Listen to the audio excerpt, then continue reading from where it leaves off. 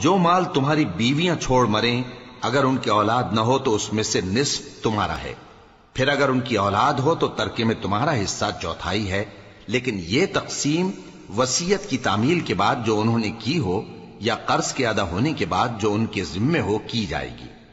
اور جو مال تم مرد چھوڑ مرو اگر تمہاری اولاد نہ ہو تو تمہاری بیویوں کا اس میں چوتھا حصہ ہے، پھر اگر تمہاری اولاد ہو تو ان کا 8واں حصہ ہے۔ یہ حصے تمہاری وصیت کی تعمیل کے بعد جو تم نے کی ہو اور ادائے قرض کے بعد تقسیم کیے جائیں گے۔ اور اگر ایسے مرد یا عورت کی میراث ہو جس کے نہ باپ ہو نہ بیٹا مگر اس کے بھائی یا بہن ہو تو ان میں سے ہر ایک کا چھٹا حصہ ہے، اور اگر ایک سے زیادہ ہوں تو سب 1/3 میں شریک ہوں گے۔